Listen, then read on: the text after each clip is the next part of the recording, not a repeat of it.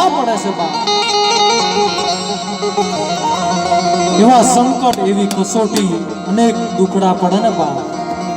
તારા આ દેવીના દર્શન, આ માતાજીના દર્શન થાય છે બા. આ રચના એમ નામ નથી થઈ મિત્રો, માથે ઘણા દુઃખ પડ્યા છે. અમારે યોગેશભાઈએ વાત કરી કે યોગેશભાઈ કે આ સમય લાવતા બહુ દુખડા પડ્યા છે, બહુ વેળાયું પડે છે. એવા દુઃખ પડ્યા છે ને બાપ, એવા તલાના વડવાના પુનારક બાપ.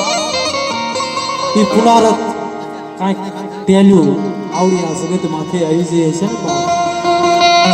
કાંઈક થોડીક ભક્તિ કરી હશે, કાંઈક થોડાક દુઃખ વેઠ્યા છે બાપ. તારે આવડી આ જગત માથે આવડી આ રચના થઈ છે બાપ. નહીતર કીધું છે ને કે હારું હોય તારે હવ આવ બાપ, પણ દુઃખની માલપા કોઈ ન આવે. એવી દુઃખની વેળાની માલપા એકલ જેદી હશે ને બાપ, તેથી આવડી આ જગત માથે એકલના બેલે ઈ મા દશા, ઈ દુબળી દશા જ્યારે વાળી હશે ને વામી વેળાની માલપા આવીને વાર્તા માંડી હશે કે હે બેટા રોષ નહીં, તારા ઓશિયાળા આહુડા મને ધર્મને, મને માતાજીને ભગવાન લાગે છે. અને આ તારું એક ઓશિયાળું આહુડું પડ્યું છે ને, પણ એના સમુદ્ર જો હિસાબ હું માતાજી આપું છું.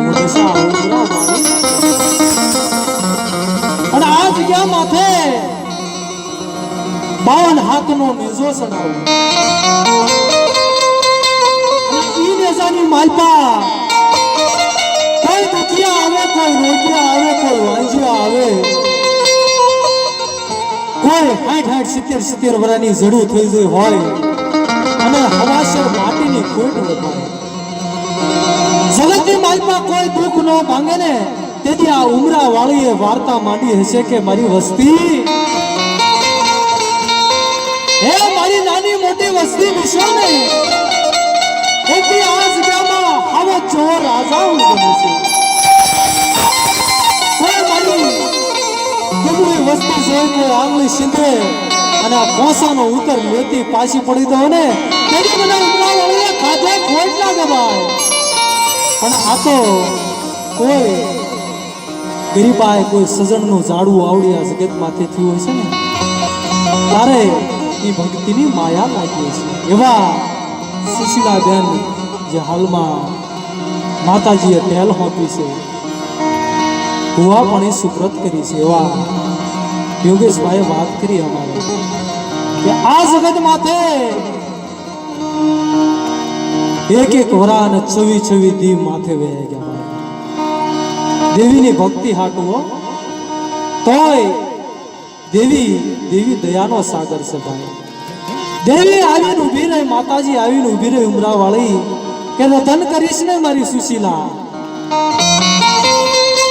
ઓશાળો ટપોરો મને ઉમરા વાળીને વહમો લાગે છે, પણ એકદી આ જગ્યામાં તારી સેવાયું છે ને, ટેલ છે ને બા, કેવી તપસ્યા કરી હશે, તારે ધર્મ પ્રગટ થયું હશે બા.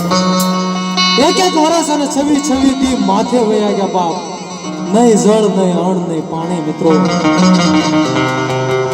તેથી ત્રીજું લોસન ખોલી અને મારી માં દશાએ જોયું ને બાપ, તારે ઈ ઇન્દ્રાસનમાં મારી માં દશાને રહેવાનું ને હો બાપ, કે ખમા ખમા મારી વસ્તીને જાજી ખમા. એકદી ઓશિયાળો ટપોરો માર્યો છે ને, એકદી આ જગ્યામાં તપસ્યા કરી છે ને, પણ ઈ તપસ્યા જુગ જાય જુગનો પાયો રહે.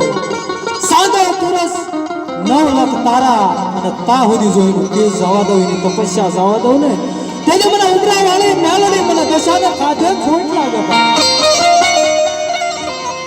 એટલે મિત્રો આપણે માની આરતીથી શુભ શરૂઆત કરી, તાળીના તાલથી ઝીલવજો. અને જે કંઈ પૈસા આવશે ને એ એક પૈસો પણ અમારે કલાકારને લઈ જવાનો, પણ અંધોઈ માતાજીના ચરણોમાં મૂકી જવાનું. એટલે જે શક્તિ એવી ભક્તિ જેવી તમારી મોજ એવી અમારી મોજ, કારણ કે અમે બહુ લાંબેથી આવ્યા છે મિત્રો.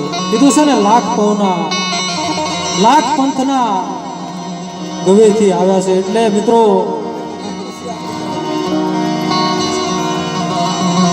એટલે મિત્રો જે કઈ પૈસા આવે એ અમારે નથી લઈ જવાના. અને આ તો મોજીલો ડાયરો કહેવાય મિત્રો. કેટલી ભાવના હશે મિત્રો કે અમારી વાટ જોઈ અને બેહર્યા તમે, અને જેવી તમારી ભાવના છે ને એવી અમારી ભાવના હતી મિત્રો.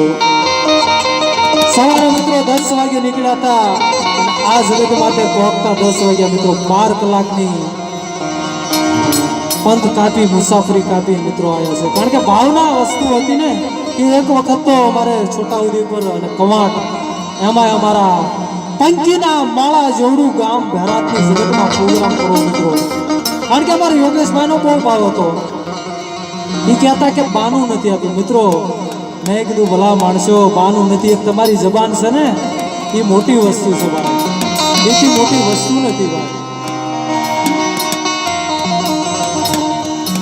એટલે તાળીના તાલથી અને જેવી શક્તિ ભક્તિ 5-25 વાપરજો. કારણ કે 5-25 આવડિયા જગત માટે વાપરશો ને તો એ લેકે જશે.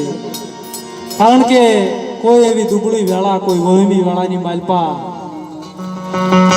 વહમી વેળાની માલપા કદાચ સંભાળશો ને તો એ ધર્મ આવીને ઊભું રહેશે.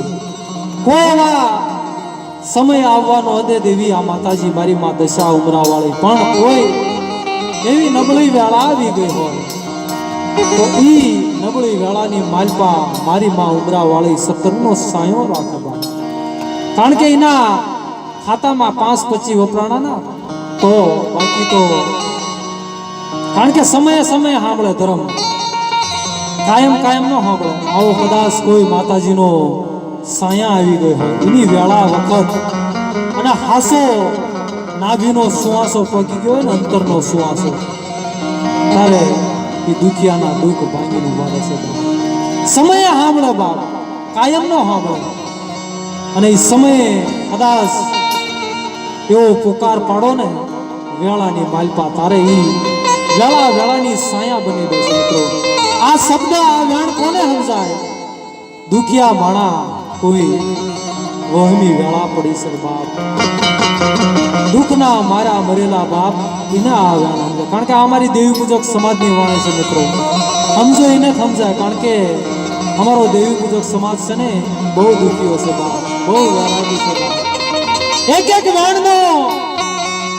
એક વેણનો વજન કરે બાપ ઈ મારી નાચ.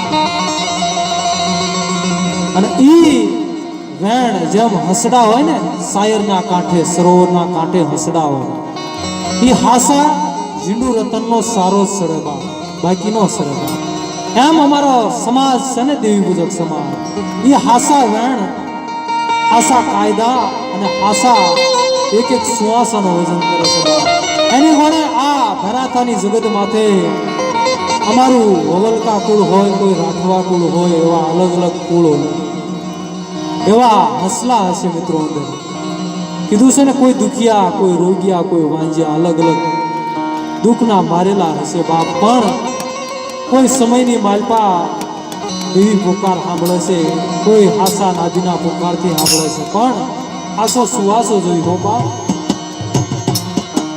માની આરતીથી શરૂઆત કરીએ બાપ.